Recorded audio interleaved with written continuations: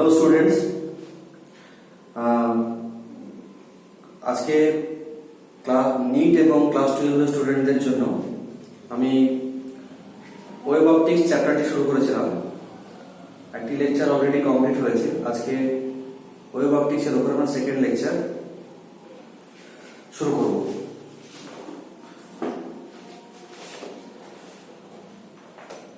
আচ্ছা,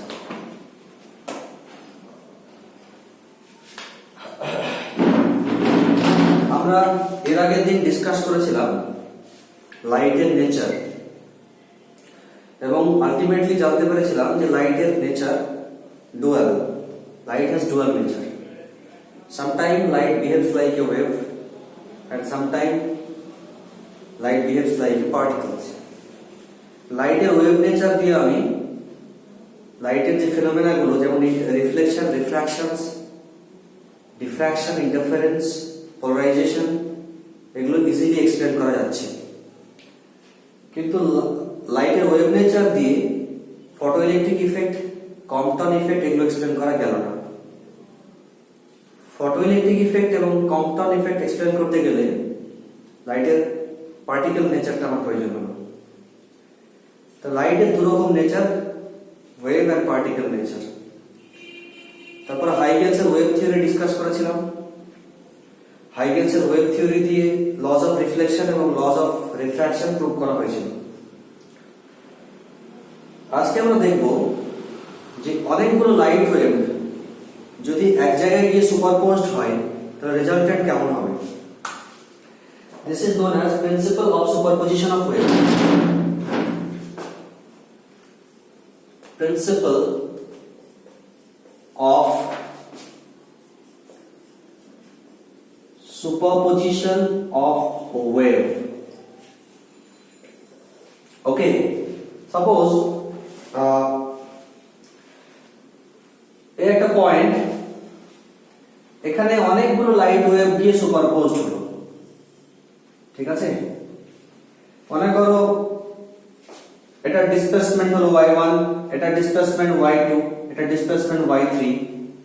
তাহলে এই যে পয়েন্ট P, এখানে যখন তিনটে ওয়েভ একসঙ্গে গিয়ে মিট করছে তখন ওই P পয়েন্টে রেজাল্টেন্ট ওয়েভটা কত হবে? What will be the displacement of the resultant wave at the point P? বলা হচ্ছে যে P পয়েন্টে রেজাল্টেন্ট ডিসপ্লেসমেন্টটা হবে সমস্ত ইন্ডিভিজুয়াল ডিসপ্লেসমেন্ট গুলোর সাম। তাহলে y will be equal to y1 plus y2 plus y3. This principle is known as principle of superpositions. দেখো, এই একটা ওয়েভের ডিসপ্লেসমেন্টের জন্য, একটা ওয়েভের জন্য এই ওয়েভটার ডিসপ্লেসমেন্টে কোনো চেঞ্জ হবে না, বা সেকেন্ড ওয়েভটার জন্য থার্ড ওয়েভের ডিসপ্লেসমেন্টে কোনো চেঞ্জ হবে না। প্রত্যেকে আপন আপন ইন্ডিপেন্ডেন্ট।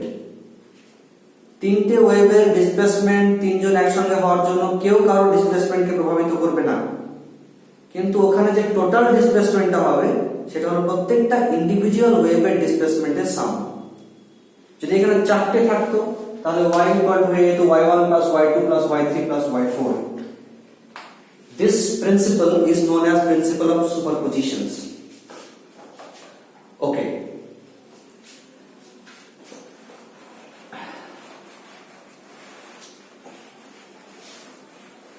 Now, মনে করো তোমার কাছে দুটো সোর্স আছে, সোর্স S1 আর সোর্স S2, দুটো লাইট সোর্স।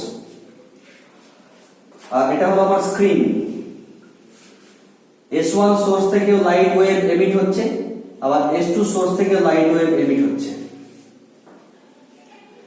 যদি এই দুটো সোর্সের ফ্রিকোয়েন্সি সেম হয়, ধরে নিলাম যে S1 সোর্সের ফ্রিকোয়েন্সি ওমেগা, S2 সোর্সেরও ফ্রিকোয়েন্সি ওমেগা।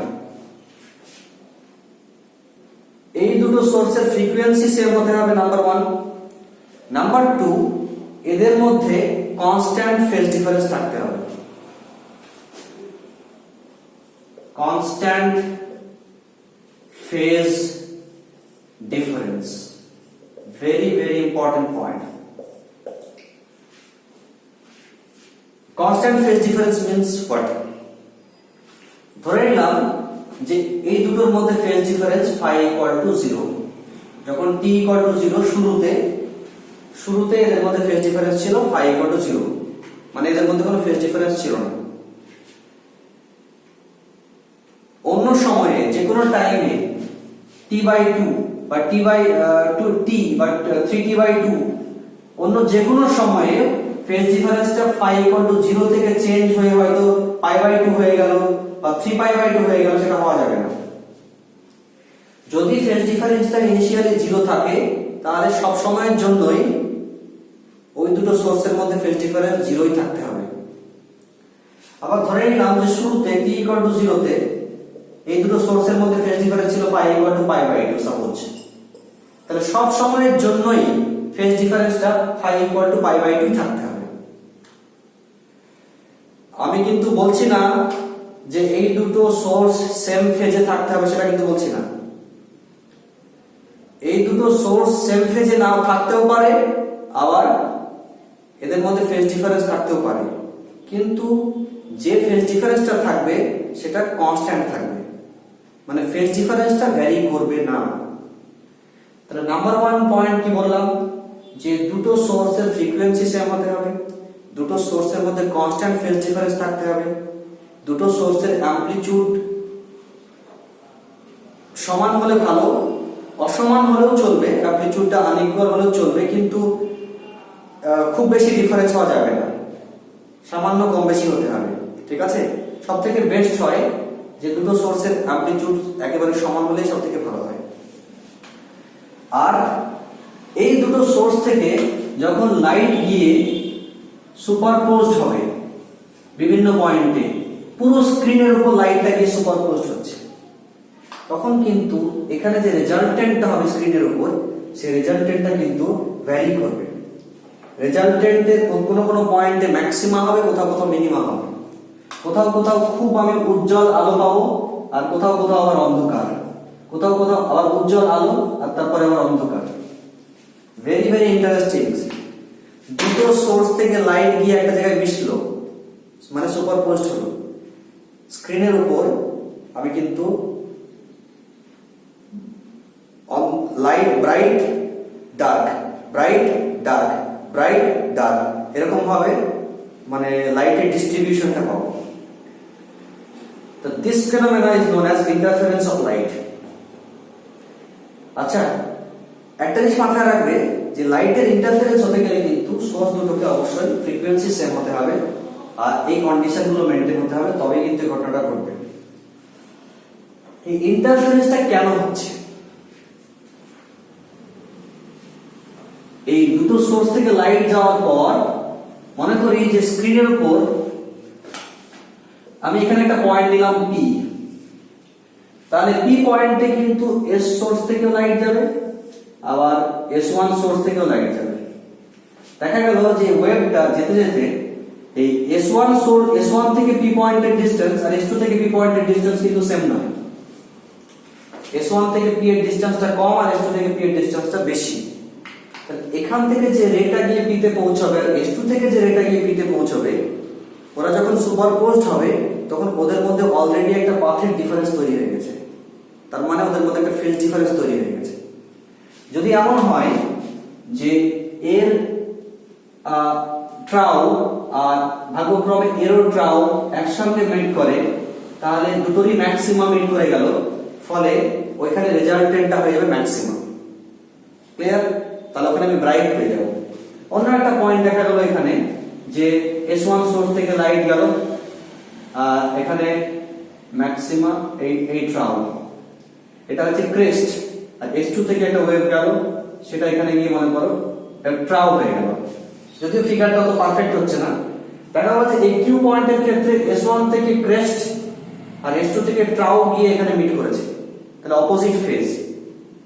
এটা হলো ট্রাউ, এটা হলো ক্রেস্ট, তাহলে এরা পরস্পরকে ক্যান্সেল করে দেবে, ফলে এখানে রেজাল্টেন্ট ডিসপ্লেসমেন্টটা হবে 0, ফলে এখানে আমি অন্ধকার পাবো, ডার্ক। এইভাবে পর পর একটা পয়েন্টে ব্রাইট, একটা পয়েন্টে ডার্ক, একটা পয়েন্টে ব্রাইট, একটা পয়েন্টে ডার্ক, এইভাবে আমি লাইটের রিডিস্ট্রিবিউশন দেখতে পাবো স্ক্রিনের উপর। This phenomena is known as interference of light. ওকে,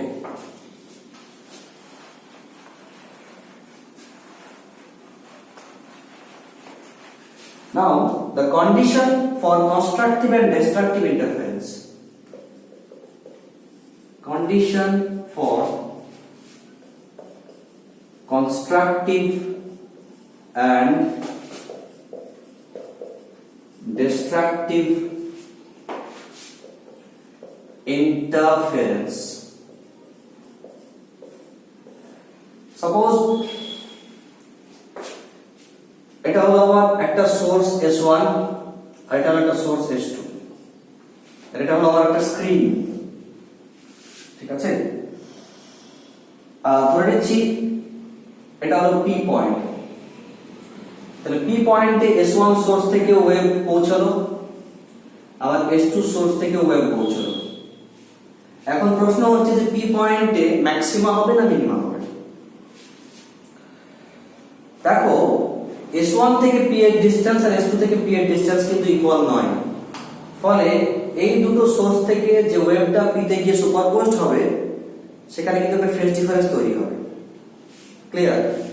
ধরে নিচ্ছি যে P পয়েন্টে এই S1 সোর্স থেকে যে ওয়েভটা P তে রিচ করলো তার displacement y1 equal to a1 sin omega t at any time t।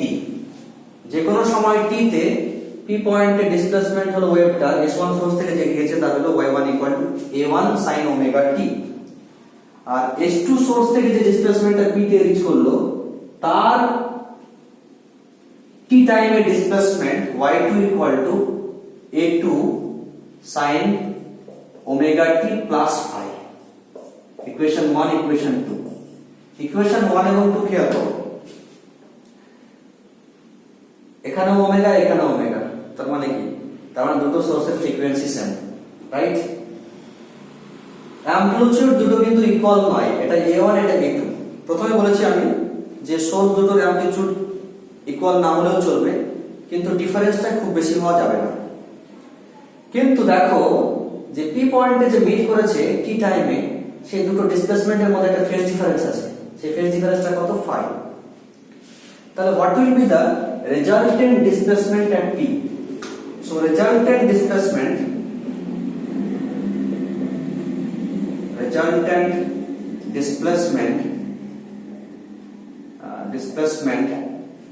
okay at P point resultant displacement y will be equal to y1 plus y2 according to the principle of superpositions. So y1 equal to y1 plus y2 equal to a1 sin omega t plus a2 sin omega t plus phi।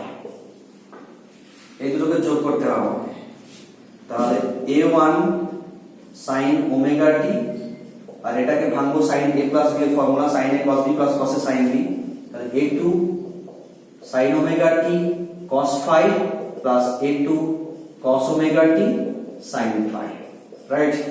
এখানে sin omega t আর cos omega t common নেব, এটাই আছে sin omega t আর এটাই আছে sin omega t।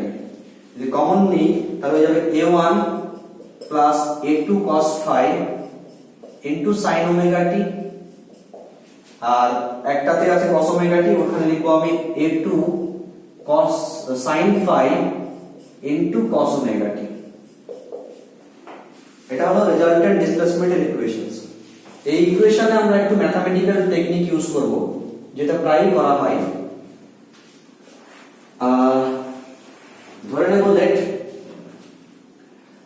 let a1 plus a2 cos phi equal to capital A cos theta, ঠিক আছে? আর a2 sin phi this is equal to capital A sin theta। এবার মনে প্রশ্ন জাগবে যে ক্যাপিটাল A কোন জায়গা থেকে আসলো, এটা কি? থিটা এবার কোথা থেকে পেলাম?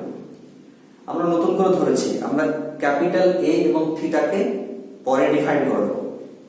ওকে, সো এই ভ্যালুগুলো বসালে আমি যদি এই ইকুয়েশনটা এখানে নিয়ে যাই, এবার y ইকুয়াল টু, এটা means capital A cos theta, capital A sin omega t cos theta, আর তারপরে এটা কি হবে? এটা মানে ক্যাপিটাল A sin theta, তাহলে capital A cos omega t sin theta, ঠিক আছে, sin omega t cos theta plus cos omega t sin theta। তাহলে যদি আমি এখানে a টাকে কমন নিই, therefore y will be equal to capital A sin a cos b plus cos a sin b মানে sin omega t plus theta। This is equation number 3। তাহলে এই হলো আমার resultant displacement at the point P at any time t। Now look at the equation of the resultant displacement। তাহলে clearly দেখতে পাচ্ছি যে S1 source থেকে যে ওয়েভটা গিয়েছিল সেটা ছিল সাইনোসয়েডাল, S2 সোর্স থেকে যে লাইট ওয়েভ গেছে সেটাও সাইনোসয়েডাল। দুটো সুপারপোজড হওয়ার পর P পয়েন্টে যে রেজাল্টেন্টটা পাবো সেটাও কিন্তু সাইনোসয়েডাল। পয়েন্ট নাম্বার 1, দেখো এদের ফ্রিকোয়েন্সি ছিল ওমেগা, রেজাল্টেন্টের ফ্রিকোয়েন্সি ওমেগা, মানে ফ্রিকোয়েন্সি চেঞ্জ হবে না। এদের ফার্স্ট ওয়েভটার ইকুয়েশন ছিল y1 a sin omega t। দেখো এর অ্যামপ্লিটিউড ছিল a1, এর অ্যামপ্লিটিউড ছিল a2, আর রেজাল্টেন্টের অ্যামপ্লিটিউড হবে ক্যাপিটাল A, আর রেজাল্টেন্টের একটা ফেজ ডিফারেন্স থাকবে সেটা হলো থিটা। আমরা এখানে ক্যাপিটাল A এবং থিটাকে ডিফাইন করব। Let this is equation number 4 and this is equation number 5। Okay, equation 4 এবং 5 কে স্কয়ার করে অ্যাড করে দাও। তাহলে 4 স্কয়ার প্লাস 5 এর স্কয়ার যদি করি আমি কি পাবো? a স্কয়ার কমন নিলে ভিতরে হবে sin square theta plus cos square theta equal to ডান দিকে কি হবে দেখো, এটা স্কয়ার করছি আমি, তাহলে a1 square plus 2a1 a2 cos 5 plus a2 square cos 5, right? আর তার সঙ্গে প্লাস 5 স্কয়ার মানে হচ্ছে a2 স্কয়ার cos স্কয়ার 5 আর a2 স্কয়ার sin স্কয়ার 5। যদি আমি a2 স্কয়ার sin স্কয়ার 5 আর a2 স্কয়ার cos স্কয়ার 5 থেকে a2 স্কয়ার কমন নিই, তাহলে ব্র্যাকেটের মধ্যে থাকবে sin square 5 plus cos square 5 equal to 1। তাহলে দিস ইজ ইকুয়াল টু হয়ে যাচ্ছে আমার a1 square plus 2a1 a2 cos 5 plus a2 square, আর ডান দিকে লেফট হ্যান্ড সাইডে sin square theta plus cos square theta equal to 1। তাহলে capital A square equal to this. তাহলে পেয়ে গেলাম capital A square equal to this. তাহলে দেখো আমরা কিন্তু অলরেডি এটা লিখতেই পারি, আমি কিন্তু অ্যামপ্লিটিউড ক্যাপিটাল এর ইকুয়েশনটা পেয়ে গেছি।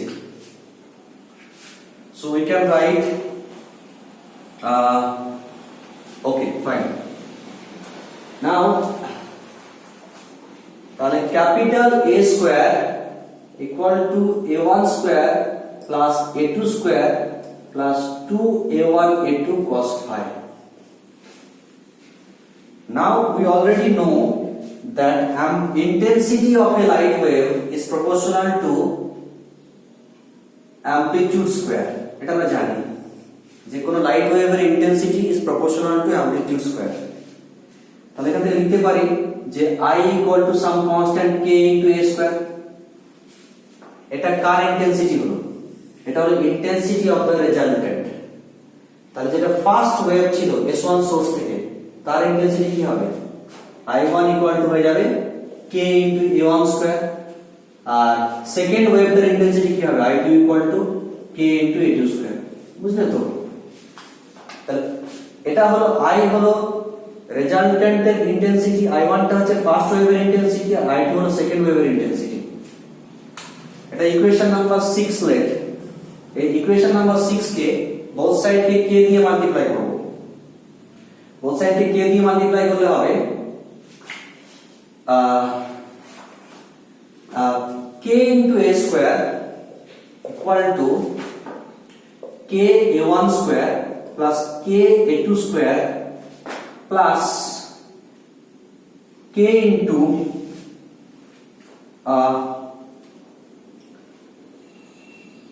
2k into a1 a2 cos 5। Right. আচ্ছা, k1 স্কয়ার মানে কি? i ইকুয়াল টু, এটা মানে i1 plus i2, i equal to i1 plus i2 plus 2 into, এটাকে একটু আমাকে ম্যাথমেটিক্যাল টেকনিক ইউজ করতে হবে, k ইনটু a1 a2, এটা মানে লিখতে পারি আমি রুট ওভার অফ, দেখো এটা মানে আমি লিখতেই পারি যে root over of 2 root k into a1 into root k into a2, দেখো root k into root k মানে k, a1 a2 cos phi, root k into a1 মানে কি? যদি i1 ইকুয়াল টু হয় k1 স্কয়ার, তাহলে root over of i1 মানে কি হবে? Root k into a1। Similarly root over of i2 equal to root k into a2। ঠিক আছে, তাহলে ফাইনাল ইকুয়েশন চলে আসছে আমার, resultant intensity of the wave I will be equal to I1 plus I2 plus 2, আর এটা মানে root I1, এটা মানে রুট I2, মানে কম্বাইন করে লিখতে পারি root over of I1 I2 into cos phi. This is the equation of resultant intensity. This is equation number 7 left. Very very important equations. আচ্ছা, এখানে একটা জিনিস ক্লিয়ার, লুক এট ইকুয়েশন 7, এই ইকুয়েশনটাই i1 কিন্তু কনস্ট্যান্ট, কেন ফার্স্ট সোর্স এর intensity change হচ্ছে না, i2 কনস্ট্যান্ট, তার মানে এটাও কনস্ট্যান্ট, তাহলে এখানে ভ্যারিয়েবলটা কি? cos phi। কেন cos phi ভ্যারিয়েবল? কারণ ফাইটা ভ্যারিয়েবলস। ফাইটা কি? ফাইটা হলো যে দুটো ওয়েভ সুপারপোজড করছে সে দুটো ওয়েভের মধ্যে ফেজ ডিফারেন্স। এখন প্রশ্ন হচ্ছে ফাইটা কেন ভ্যারিয়েবল হবে? এটা হলো স্ক্রিন আর এটা হচ্ছে আমার দুটো সোর্স S1 S2, ক্লিয়ার? যদি স্ক্রিনের উপর আমি এইখানে একটা পয়েন্ট নিই P, তাহলে লাইট ওয়েভ এখানে সুপারপোজড করবে কিভাবে? S1 থেকে যাবে, আবার S2 থেকে যাবে, কে সুপারপোজড হবে, এখানে ইন্টেন্সিটি ইন্টারফারেন্স হবে। যদি স্ক্রিনের উপর Q পয়েন্ট নিই, তাহলে Q পয়েন্টের ক্ষেত্রে কি হবে? দেখো Q পয়েন্টের ক্ষেত্রে S1 সোর্স থেকে লাইট ওয়েভ গেল, আবার S2 সোর্স থেকে লাইট ওয়েভ গেল, সুপারপোজড হলো। দেখো S1 থেকে P এর ডিসটেন্স আর S2 থেকে P এর ডিসটেন্স আলাদা, ফলে যখন এই দুটো সোর্স থেকে লাইট ওয়েভ গিয়ে P তে সুপারপোজড হবে তখন কিন্তু একটা পাথ ডিফারেন্স তৈরি হবে, আর পাথ ডিফারেন্স মানে ফেজ ডিফারেন্স তৈরি হবে। ঠিক একইভাবে Q পয়েন্টের একটা ফেজ ডিফারেন্স তৈরি হবে, কিন্তু P পয়েন্টের ক্ষেত্রে পাথের ডিফারেন্স আর Q পয়েন্টের ক্ষেত্রে পাথের ডিফারেন্স কিন্তু সেম নয়। আমি যদি বলি যে S2P minus S1P equal to delta 1, এটা হলো এই P পয়েন্টের জন্য পাথের ডিফারেন্স, আর S2Q minus S1Q এটা হলো Q পয়েন্টের জন্য পাথ ডিফারেন্স। ফিগার দেখেই বুঝতে পারছো যে এই পাথের ডিফারেন্সটা আর এই পাথের ডিফারেন্সটা ইকুয়াল হবে না। ওকে, তাহলে delta 1 is not equal to delta 2। তাহলে স্ক্রিনের উপর বিভিন্ন পয়েন্টের জন্য পাথের ডিফারেন্স বিভিন্ন হবে, তার মানে স্ক্রিনের উপর বিভিন্ন পয়েন্টের জন্য ফেজের ডিফারেন্সও বিভিন্ন হবে। তাহলে ফেজের ডিফারেন্স বিভিন্ন হওয়া মানে ফাই ডিফারেন্ট হবে, ডিফারেন্ট পয়েন্টের জন্য ফাই ডিফারেন্ট হবে। ফাই ডিফারেন্ট হওয়া মানে cos ফাইটা ভ্যারি করবে, আর cos ফাইটা ভ্যারি করবে মানে ইন্টেন্সিটি ভ্যারি করবে। তাহলে স্ক্রিনের উপর কিন্তু আমি ইন্টেন্সিটি ভ্যারি করতে থাকবে। আমি যখনই একটা পয়েন্ট থেকে সরে আরেকটা পয়েন্টে যাব তখনই কিন্তু ওই পয়েন্টের ইন্টেন্সিটি আলাদা হবে। Okay, so this is the reason behind the variations of intensity. Okay, now তাহলে আমি প্রথমেই বলেছি যে কোথাও কোথাও ম্যাক্সিমাম ইন্টেন্সিটি পাবো আর কোথাও কোথাও মিনিমাম ইন্টেন্সিটি পাবো। তাহলে যেখানে ম্যাক্সিমাম ইন্টেন্সিটি পাবো ওটা হচ্ছে কনস্ট্রাকটিভ ইন্টারফারেন্স, আর যেখানে ইন্টেন্সিটি মিনিমাম হবে ওটা হলো destructive interference. So constructive interference,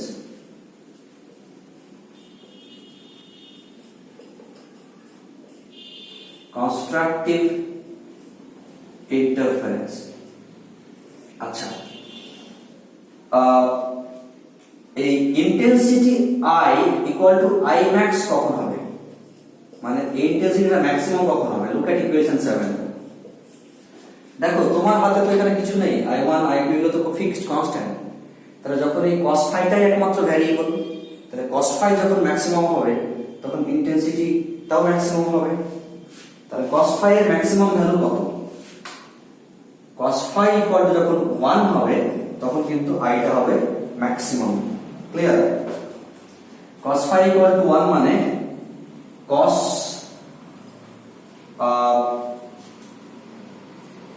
সম্ভবত cos ফাই ইকুয়াল টু যদি 1 হয় তাহলে cos এর কখন কখন হয় cos ফাই ইকুয়াল টু 1 জানা আছে কি? যখন phi equal to 0, 2 pi, 4 pi, 6 pi etcetera, যখন ফেজ ডিফারেন্স হবে এইগুলো মানে এক কথায় পাই এর ইভেন মাল্টিপল অফ পাই, যখন ফেজ ডিফারেন্স ইকুয়াল টু হবে even multiple of pi, then we will get cos phi equal to 1। তাহলে সেক্ষেত্রে আমি পাবো কনস্ট্রাকটিভ ইন্টারফারেন্স, ওখানে আমি ব্রাইট ব্যান্ড পাবো, উজ্জ্বল লাইন পাবো। ওকে, তাহলে ফাই ইকুয়াল টু 0 যদি সাপোজ পার্টিকুলার কোন একটা পি পয়েন্ট পি, এই পয়েন্টের জন্য মনে করো যে দুটো ওয়েভ দিয়ে সুপারপোজ করলে ওদের মধ্যে ফেজ ডিফারেন্স হলো 2 পাই, তাহলে পি পয়েন্টে কি হবে? Constructive interference. তাহলে পি পয়েন্টটা কি হবে? ব্রাইট। যদি অন্য একটা পয়েন্ট কিউ নিলাম, সেখানে দেখা গেল ফেজ ডিফারেন্স হলো 4 পাই, তাহলে কিউ পয়েন্টেও কি হবে? ওখানেও ব্রাইট হবে। যে যে পয়েন্টে স্ক্রিনের উপর যে পয়েন্টে ফেজ ডিফারেন্স 0, 2 পাই, 4 পাই, 6 পাই হবে, এক কথায় পাই এর ইভেন মাল্টিপল, সেই পয়েন্টে পাবো constructive interference, that means bright band. Okay, যদি path difference equal to p হয়, let path difference equal to p, তাহলে ফেজ ডিফারেন্স কত হবে? দুটো ওয়েভের মধ্যে পাথ ডিফারেন্স p হলে ফেজ ডিফারেন্স আর পাথ ডিফারেন্সের মধ্যে রিলেশন কি জানা আছে আমাদের? Phase difference equal to 2 pi by lambda into path difference. ঠিক আছে, তাহলে ফেজ ডিফারেন্স ইকুয়াল টু হতে হবে আমার 0, 2 পাই, 4 পাই, 6 পাই এটসেট্রা। তাহলে পাথ ডিফারেন্স কত হওয়া প্রয়োজন? দেখো, therefore path difference must be equal to p equal to, যদি ফেজ ডিফারেন্স 0 হয় তাহলে পাথ ডিফারেন্স ইকুয়াল টু হয়ে যাবে কত হচ্ছে? 0। Path difference will be equal to 0। যখন 2 পাই তখন p কত হবে? 2 পাই 2 পাই ক্যান্সেল হবে, path difference will be equal two lambda. যখন ফেজ ডিফারেন্স 4 পাই তখন p ইকুয়াল টু কি হবে? 2 ল্যামডা। তারপর যখন ফেজ ডিফারেন্স 6 পাই তখন p ইকুয়াল টু 3 ল্যামডা। এবার চলতে থাকবে, তার মানে path difference is equal to n lambda. অথবা লিখতে পারি path difference equal to 2n into lambda by 2, যেখানে n এর ভ্যালু হলো 0, 1, 2, 3 এটসেট্রা। ক্লিয়ার? তাহলে কোন পয়েন্টে কনস্ট্রাকটিভ ইন্টারফারেন্স হতে গেলে যে কন্ডিশনটা মেইনটেইন করতে হবে সেটা হলো ওই পয়েন্টে যে দুটো ওয়েভ গিয়ে সুপারপোজড হবে তাদের মধ্যে path difference must be equal to even multiple of lambda by 2। Even multiple of lambda by 2, কারণ যদি n এর ভ্যালু 0 হয় তাহলে পাথ ডিফারেন্স 0, যদি n এর ভ্যালু 1 হয় তাহলে 2 ইনটু 1 মানে 2, তাহলে 2 ইনটু ল্যামডা বাই 2। n এর ভ্যালু 2 যদি হয় তাহলে 2 ইনটু 2 মানে 4 ইনটু ল্যামডা বাই 2। n এর ভ্যালু যদি 3 হয় তাহলে 6 ইনটু ল্যামডা বাই 2। তার মানে যে পয়েন্টে path difference will be equal to even multiple of lambda by 2, at that point we will get constructive interference. Okay, this is the condition of getting constructive interference. Fine. Okay, so তাহলে maximum ইন্টেন্সিটিটা কত? তাহলে I max equal to I1 plus I2 plus 2 root over of I1 I2. Okay, this is I max when cos phi is equal to 1. Fine. This is maximum intensity. Now intensity minimum কখন হবে? এক কথায় কোথায় অন্ধকার হবে, dark band হবে? This is called destructive interference. Destructive interference. দেখো cos phi এর ভ্যালু যখন মিনিমাম হবে তখন কিন্তু আইটাও হবে মিনিমাম। আমরা জানি cos phi এর মিনিমাম ভ্যালু হলো -1। ক্লিয়ার? cos phi এর ভ্যালু -1 কখন হয়? যখন phi ইকুয়াল টু হয় পাই, 3 পাই, 5 পাই এটসেট্রা। এক কথায় যখন দুটো ওয়েভের মধ্যে ফেজ ডিফারেন্স হবে পাই এর অড মাল্টিপল, সেই পয়েন্টে আমরা ইন্টেন্সিটি মিনিমাম পাবো, ওই পয়েন্টে ডার্ক ব্যান্ড পাবো, এবং দিস ইজ ডিস্ট্রাকটিভ ইন্টারফারেন্স। ওকে, তাহলে যে ধরে নিই যে এখানে পাথ ডিফারেন্স যদি পি হয়, তাহলে আমরা জানি যে phase difference phi equal to 2 pi by lambda into path difference. So this is equal to pi, 3 pi, 5 pi, etc. Right?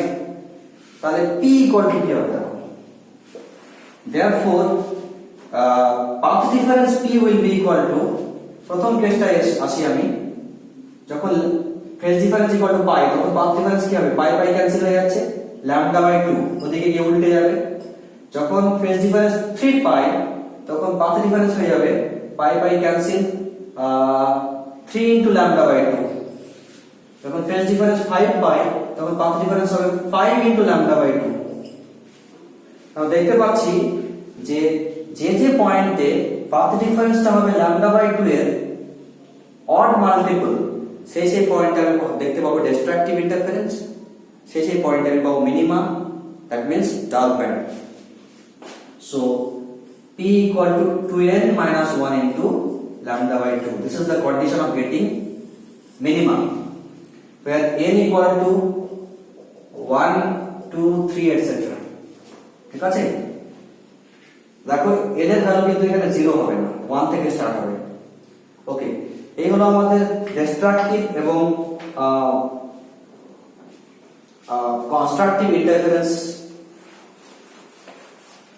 আমি ইন্টারফারেন্সের শুরুতেই বলেছিলাম যে দুটো সোর্স থেকে লাইট যখন গিয়ে মিট করবে, কোন একটা জায়গায় কোন একটা পয়েন্ট যখন সুপারপোজড হবে, তখন ইন্টারফারেন্স পাওয়ার কয়েকটা কন্ডিশন আছে। নাম্বার 1, সোর্স দুটোর ফ্রিকোয়েন্সি সেম হতে হবে। এক কথায় এই যে দুটো সোর্স থেকে লাইট মিট করছে গিয়ে, এটা S1 সোর্স, এটা S2 সোর্স, যে কোনো দুটো সোর্স থেকে লাইট মিট করলে ইন্টারফারেন্স হবে না। ইন্টারফারেন্স হতে গেলে এই সোর্স দুটোকে হতে হবে কোহেরেন্ট সোর্স।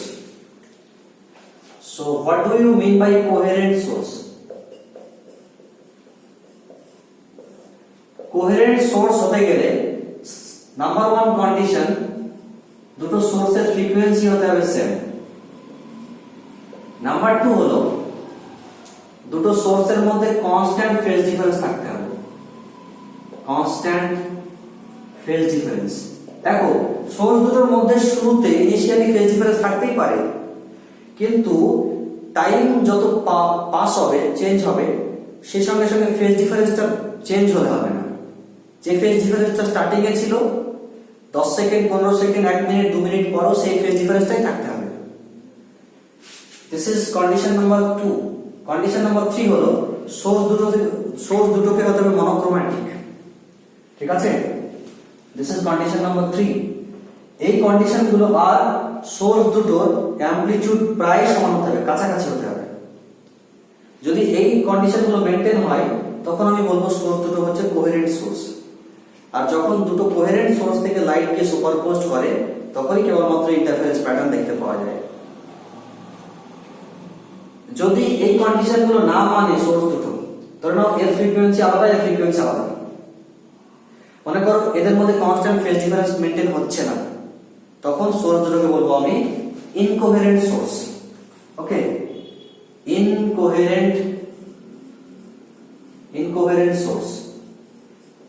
দুটো সোর্স যদি ইনকোহেরেন্ট হয়, তাহলে সেখান থেকে যদি লাইট ওয়েভ গিয়ে সুপারপোস্ট করে, সেক্ষেত্রে কোন রকমের ইন্টারফারেন্স প্যাটার্ন দেখতে পাওয়া যাবে না।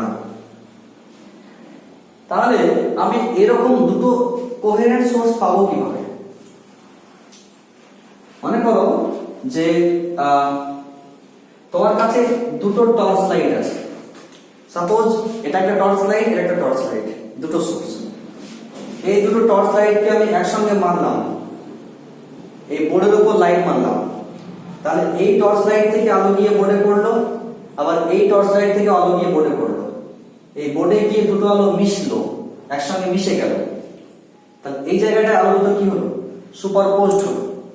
তাহলে আমি এখানে আমি ভাবতেই পারি যে তাহলে আমি যে আলোটা দুটো টর্চ লাইট থেকে মারলাম, তাহলে এখানে তো এক জায়গায় আলো ব্রাইট, এক জায়গায় অন্ধকার, আলো অন্ধকার, এরকম পটি পাওয়া উচিত। কিন্তু আমরা কি বাস্তবে এরকম দেখেছি কোনোদিন যে দুটো টর্চ লাইট থেকে এক জায়গায় আলো ফেললে ওখানে কিন্তু কোন রকমের এরকম ইন্টারফারেন্স প্যাটার্ন দেখতে পাই না আমরা, ওখানে কোন রকমের ইন্টারফারেন্স হয় না। কেন হয় না? দুটো individual source can not be coherent. দুটো আলাদা আলাদা সোর্স কখনো কোহেরেন্ট হতে পারে না। তাহলে তো অনেক জায়গায় তুমি ইন্টারফারেন্স প্যাটার্ন দেখতে পাবে। অনেক সময় ঘরের মধ্যে দুটো সোর্স থেকে লাইট পড়ে, একদিকে টিউব লাইট জ্বলছে, আবার মনে করো টিভি থেকে আলো পড়ছে, অথবা মনে করো আর একটা লাইট এলইডি বাল্ব আছে, সেখান থেকে আলো পড়ছে। একই ঘরে অনেক সময় দুটো তিনটে আলো থাকে, লাইট থাকে, বাল্ব থাকে, বিশেষ করে দোকানগুলোতে থাকে। দু তিনটে বাল্ব থেকে লাইট এসে এক জায়গায় সুপারপোস্ট হচ্ছে, সেখানে তো তাহলে ইন্টারফারেন্স প্যাটার্ন পাওয়ার কথা, কিন্তু আমরা এরকম কোনো ইন্টারফারেন্স প্যাটার্ন দেখতে পাই না। তার কারণ two different source, two individual source cannot be coherent. তার কারণ হলো যে এই সোর্স থেকে, একটা সোর্স থেকে লাইট এমিট কেন হয়? সোর্সের মধ্যে একটা অ্যাটম যখন হায়ার এনার্জি স্টেট থেকে লোয়ার এনার্জি স্টেটে জাম্প করে, তখন এই অ্যাটমের যে এনার্জি গ্যাপ, সেই এনার্জিটা রেডিয়েশন হিসেবে বেরিয়ে যায়। আর একটা সোর্স, তারও একটা অ্যাটম যখন হায়ার এনার্জি স্টেট থেকে লোয়ার এনার্জি স্টেটে জাম্প করে, তখন এই এনার্জি গ্যাপটা অ্যাজ রেডিয়েশন বেরিয়ে যায়, এটাই লাইট। কিন্তু এই দুটো সোর্স যদি ইন্ডিভিজুয়াল আলাদা সোর্স হয়, তাহলে এখানে কখন একটা অ্যাটম জাম্প মারবে আর এখানে কোন অ্যাটমটা কখন জাম্প মারবে সে তো কোনো ঠিক নেই, কারণ এর সঙ্গে এর কোনো সম্পর্ক নেই। ফলে এর সঙ্গে এর কিন্তু ফেজ কন্টিনিউয়াসলি ফেজ চেঞ্জ হবে, এদের মধ্যে ফেজ ডিফারেন্সটা কন্টিনিউয়াসলি চেঞ্জ হবে। এক কথায় এদের মধ্যে কনস্ট্যান্ট ফেজ ডিফারেন্স থাকবে না। তার কারণ হলো যে এর মধ্যে কোন অ্যাটম কখন জাম্প মারবে আর এর মধ্যে কোন অ্যাটম কখন জাম্প মারবে সেটা কিন্তু পুরো আপন আপন ব্যাপার, এর সঙ্গে কোনো সম্পর্ক নেই। ফলে এরকম দুটো ইন্ডিভিজুয়াল সোর্স, আলাদা সোর্স নিলে ওদের মধ্যে কনস্ট্যান্ট ফেজ ডিফারেন্স থাকবে না। যদি কনস্ট্যান্ট ফেজ ডিফারেন্স না থাকে, তাহলে কিন্তু সোর্স দুটো কোনোদিনই কোহেরেন্ট সোর্স হবে না। আর যদি কোহেরেন্ট সোর্স না হয়, তাহলে কিন্তু কোনোদিনই ওই সোর্স থেকে আলো গিয়ে ইন্টারফারেন্স প্যাটার্ন দেখতে পাবো না। সো আমরা দুটো ইন্ডিভিজুয়াল আলাদা সোর্স নিয়ে কোনোদিনই ইন্টারফারেন্স দেখতে পাবো না। তাহলে আমি দুটো সোর্স পাবো কোথায়? আমি যদি দুটো সোর্স আলাদা আলাদা না ইউজ করি, তাহলে দুটো সোর্স কোথা থেকে পাবো? এখানে আমরা যে টেকনিকটা ইউজ করব সেটা হলো একটা সোর্স থেকেই দুটো সোর্স বানিয়ে নেব। একটা সোর্স থেকেই দুটো সোর্স বানিয়ে নেব কিভাবে? দেখো, এটা তৈরি করেছিল কোহেরেন্ট সোর্স প্রথম ইয়ংস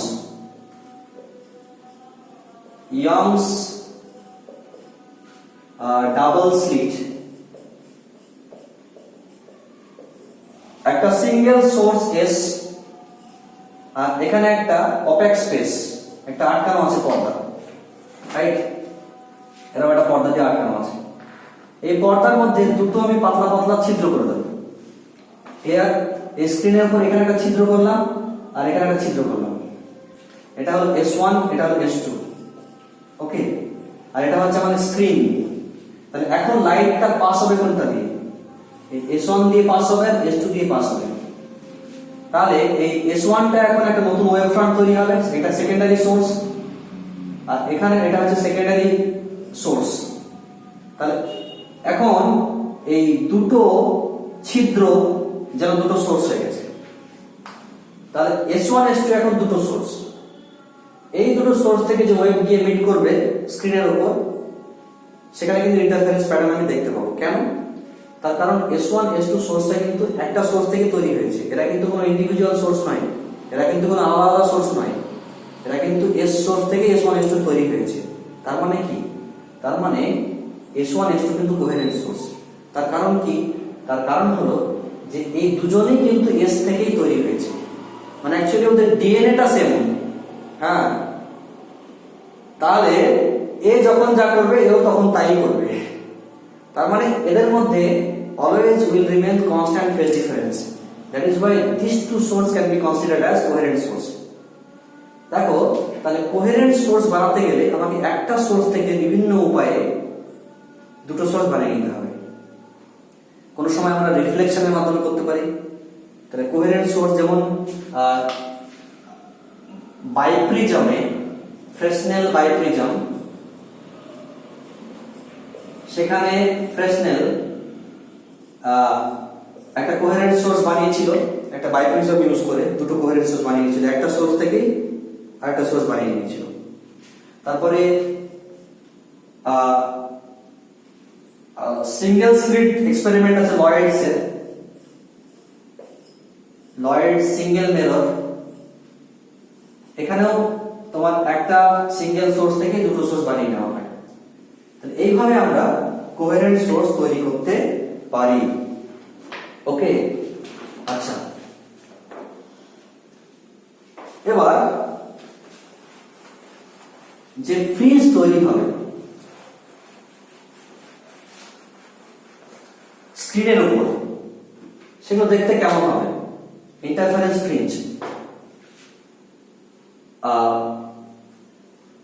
এটা যদি হয় স্ক্রিন, তাহলে স্ক্রিনের উপর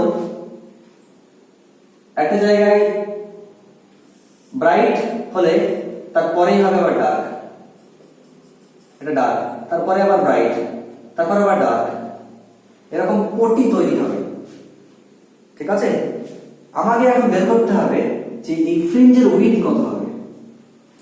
what will be the fringe with? So now we will try to find the expression of fringe width. Fringe width. Okay. So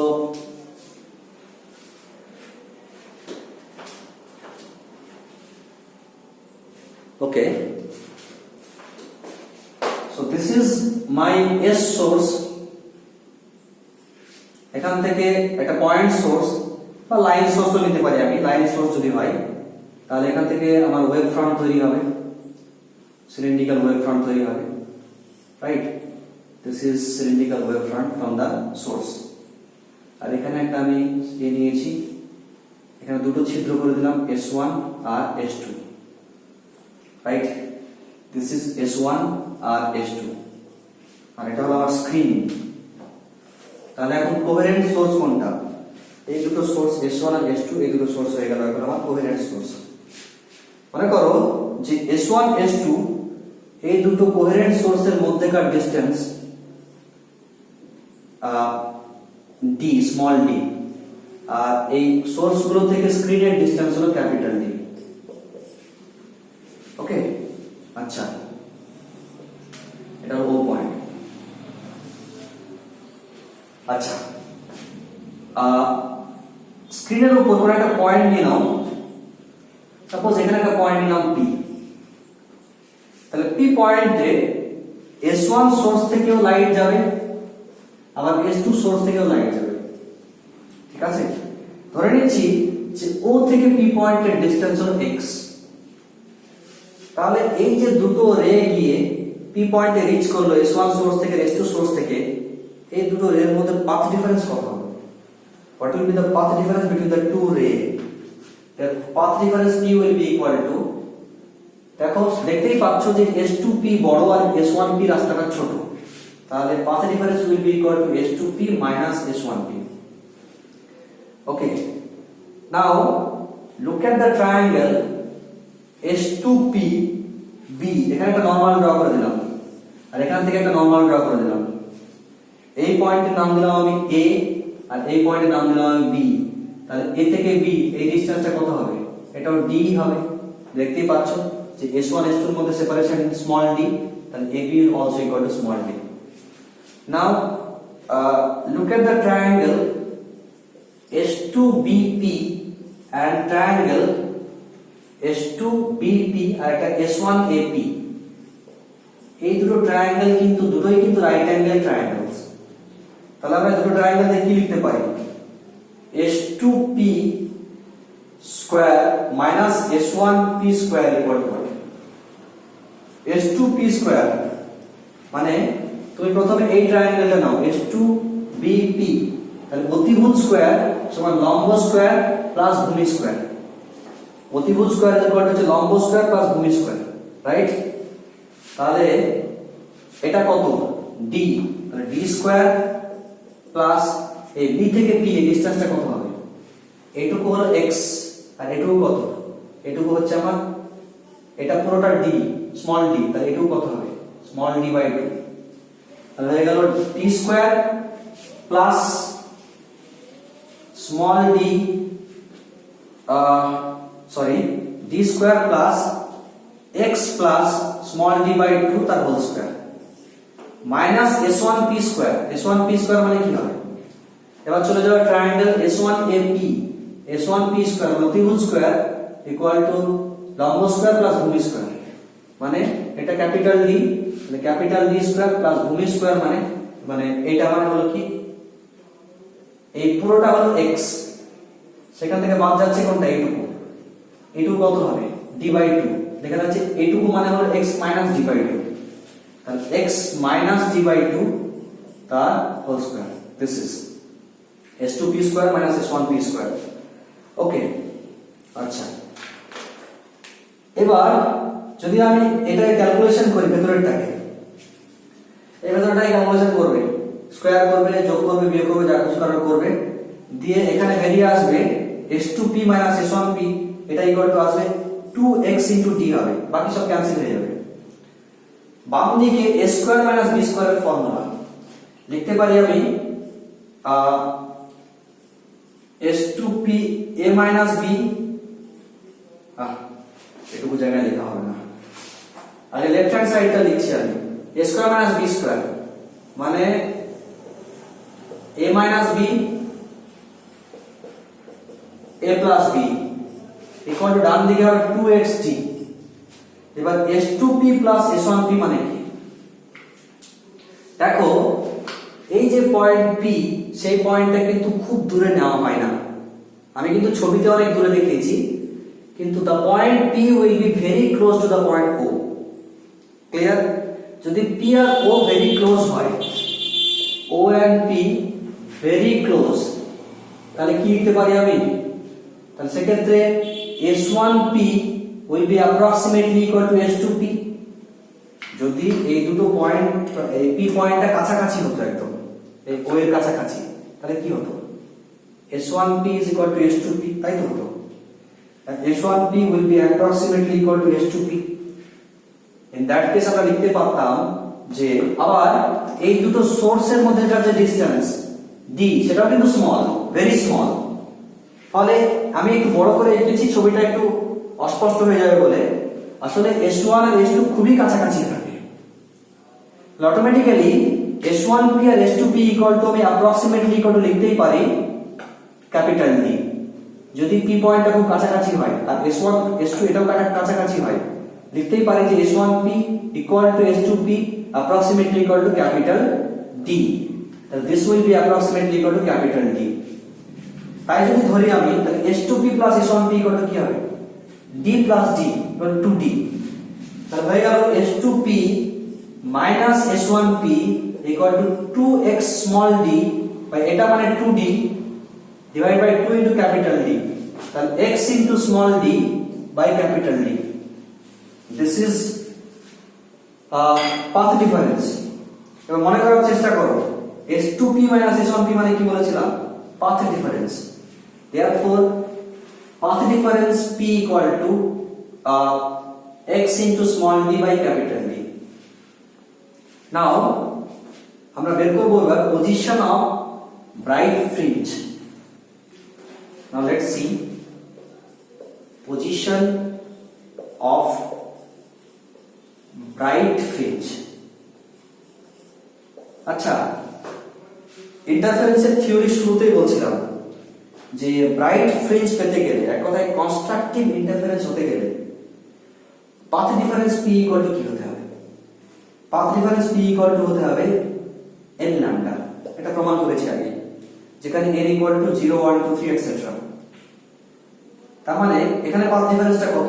x into small d by capital D। তাহলে x সমান কত হবে? Therefore we can write from here x equal to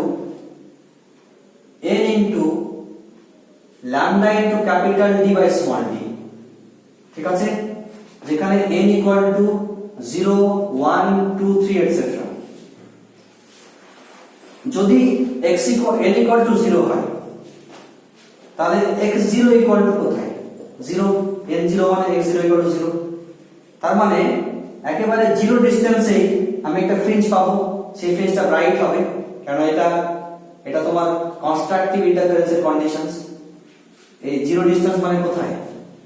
এই ও পয়েন্টটা মানে central পয়েন্টটা, central পয়েন্টে আমি একটা ব্রাইট ফ্রিঞ্জ পাবো, এটাকে বলা হয় central bright fringe. This is called central bright fringe. Okay, আচ্ছা, n ইকুয়াল টু যদি 1 হয়, তাহলে x1 ইকুয়াল টু n এর ভ্যালু 1 বসাচ্ছি আমি এখানে, lambda into capital D by small d। একটা সেন্ট্রাল পয়েন্টে ব্রাইট পাবো, আর এই মানে সেন্টার পয়েন্ট থেকে lambda into capital D by small d ডিসটেন্সে গিয়ে আরেকটা ব্রাইট পাবো। ওই ব্রাইটটাকে বলবো আমি first bright fringe. This is called first bright fringe. তারপর যখন n ইকুয়াল টু 2 হবে, তখন x2 ইকুয়াল টু হয়ে যাচ্ছে আমার 2 into lambda into capital D by small d। এখানে আবার এই পয়েন্টে গিয়ে আরেকটা ব্রাইট পাবো, ওটা হবে second bright fringe, right?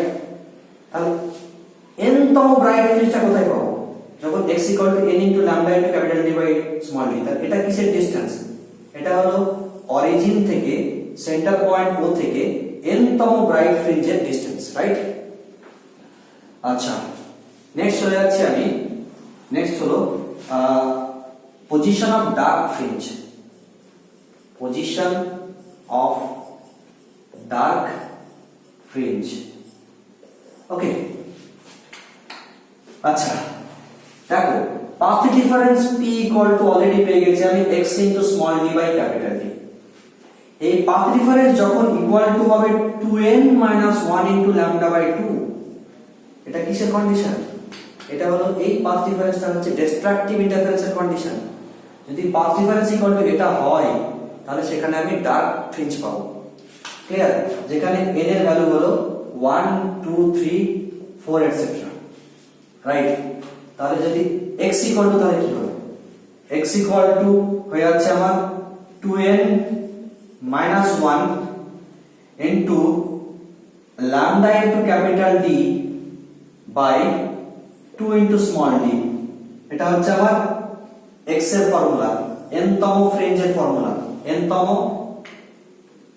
Dark ফ্রিঞ্জের distance কোথা থেকে? ও পয়েন্ট থেকে। ওকে, তাহলে এখানে যদি আমি n ইকুয়াল টু 1 বসাই, n ইকুয়াল টু 1, তাহলে x1 ইকুয়াল টু কি হবে? 2 into 1 মানে 2 minus 1, তাহলে lambda into capital D by 2d। এই পয়েন্টে একটা আমি ডার্ক পাবো, প্রথম ডার্ক, এটাকে বলবো আমি first dark fringe. n equal to 2 বসালাম, তাহলে x2 equal to 2 বসালে 4 minus 1 মানে 3 into lambda into capital D by 2d। এই পয়েন্টে আরেকটা ডার্ক পাবো, এটা হচ্ছে সেকেন্ড ডার্ক ফ্রিঞ্জ। ক্লিয়ার? দেখো n equal to 0 ডার্ক ফ্রিঞ্জের ক্ষেত্রে নেই, ফলে সেন্ট্রাল ডার্ক ফ্রিঞ্জ হয় না, সেন্ট্রাল ফ্রিঞ্জটা হবে ব্রাইট। ক্লিয়ার? তারপরে নেক্সট, তাহলে আমি যদি এখানে পর পর পাশাপাশি দেখাই, তাহলে আমি পাশাপাশি দেখালে দেখতেই পাচ্ছি আমি যে ব্রাইটের পজিশনগুলো কোথায় পেলাম, x ইকুয়াল টু 0 তে। তারপরে নেক্সট পজিশনটা কোথায় হলো, নেক্সট পজিশনটা হলো lambda into capital D by 4a, এটা ফার্স্ট ব্রাইট, এটা হলো সেন্ট্রাল ব্রাইট, এটা হলো ফার্স্ট ব্রাইট। তারপরে পেয়েছি আমি 2 ইনটু এক second, lambda into capital D by small d, তারপর 2 into lambda into capital D by small d, এখানে সেকেন্ড ব্রাইট। তারপর হলো 3 into lambda into capital D by small d, এখানে third bright. Dark x equal to, প্রথমটা পাচ্ছি আমি কোথায়, lambda into capital D by 2d তে, রাইট? এটা হলো ফার্স্ট ডার্ক। তারপরে কোন পজিশনে পাচ্ছি আমি, 3 into lambda into capital D by 2d তে পাচ্ছি, রাইট? তাহলে দেখতেই পাচ্ছি আমি যে সেন্ট্রাল ফ্রিঞ্জটা হবে ব্রাইট 0 তে।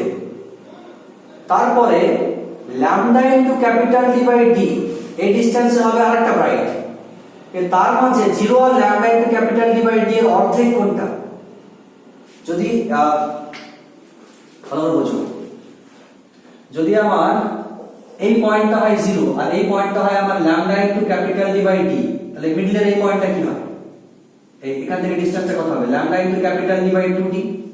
তাহলে এখানে হলো আমার ব্রাইট, ক্লিয়ার? এখানে একটা ব্রাইট, তাহলে মাঝের জায়গাটা কি হচ্ছে, এখানে একটা ডার্ক। তার মানে আমি যদি স্ক্রিনের সেন্টার থেকে আমি একদিকে মুভ করতে শুরু করি, তাহলে সেন্টারেরটা হবে ব্রাইট, তারপরেরটা হবে ডার্ক, তারপরেরটা হবে আবার ব্রাইট, তারপরেরটা হবে আবার ডার্ক, তারপরেরটা হবে আবার ব্রাইট। এভাবে অল্টারনেট ব্রাইট ডার্ক, এভাবে অনেকগুলো আমি ফ্রিঞ্জ পাবো। Okay, so this is the conditions position of a dark fringe. Now what do you mean by fringe width? What do you mean by fringe width? Okay, fringe width K beta দিয়ে লেখা হয়। fringe width beta মানে হলো distance between two consecutive bright fringe or two consecutive dark fringe is called fringe width. পর পর দুটো bright ফ্রিঞ্জের মধ্যেকার যে ডিসটেন্স, সেটা হচ্ছে ফ্রিঞ্জ উইডথ। তাহলে পর পর দুটো ব্রাইটের মধ্যে ডিসটেন্স কত হবে, মনে করো আমি একটা ফ্রিঞ্জ দেখাচ্ছি, এটা হলো আমার ব্রাইট, এটা হচ্ছে আমার ডার্ক, তারপরে হচ্ছে আবার ব্রাইট। তাহলে এই ডার্কের ফ্রিঞ্জ উইডথটা কত, আর ডার্ক ফ্রিঞ্জ উইডথ, এই একটা ব্রাইট আর তারপরের ব্রাইট, এই দুটো ব্রাইটের মধ্যে যে সেপারেশন, সেটাই হলো ডার্ক ফ্রিঞ্জটার উইডথ। তাহলে dark fringe width will be equal to distance between two consecutive bright fringe, পরপর দুটো ব্রাইট ফ্রিঞ্জের মধ্যেকার যে ডিসটেন্স, সেটাই হবে ডার্ক ফ্রিঞ্জের উইডথ। তাহলে ধরে নিচ্ছি আমি যে n তম ব্রাইট ফ্রিঞ্জ কোথায়, n তম ব্রাইট ফ্রিঞ্জ হবে n into lambda into capital D by small d। তাহলে এর পরের নেক্সট ব্রাইট ফ্রিঞ্জটা কোথায় হবে, n তম পরেরটা, নেক্সটটা, তার মানে n প্লাস 1 তম ব্রাইট ফ্রিঞ্জের পজিশন কোথায় হবে, n plus 1 into lambda into capital D by small d। তাহলে পর পর দুটো ব্রাইট ফ্রিঞ্জের মধ্যেকার ডিসটেন্স কত হবে, x n plus 1 minus xn equal to, আমি ক্যালকুলেশন করে দেখব, কেটে যাবে সব, কেটে গিয়ে দেখবো আমি আসবে lambda into capital D by small d। এটা হয়ে গেল আমার ডার্ক ফ্রিঞ্জের উইডথ। সিমিলারলি আমি যদি চাই যে ব্রাইট ফ্রিঞ্জের উইডথ, হ্যাঁ, ব্রাইট ফ্রিঞ্জ উইডথ, দেখো ব্রাইট ফ্রিঞ্জ উইডথ বিটা কি হবে, এই একটা ডার্ক, তারপরে ব্রাইট, তারপর আবার একটা ডার্ক। তাহলে এই ব্রাইট ফ্রিঞ্জটা উইডথ কত হবে, পর পর দুটো ডার্ক ফ্রিঞ্জের মধ্যে যে সেপারেশন, সেটা হবে ব্রাইট ফ্রিঞ্জ উইডথ। তার মানে ডার্ক ফ্রিঞ্জের ক্ষেত্রে ফর্মুলা কি ছিল? xn ছিল formula 2n minus 1 into lambda into capital D by 2D। তাহলে n plus 1 তমটা কোথায় হবে? পরেরটা। তাহলে 2 into n plus 1 minus 1 into lambda into capital D by 2D।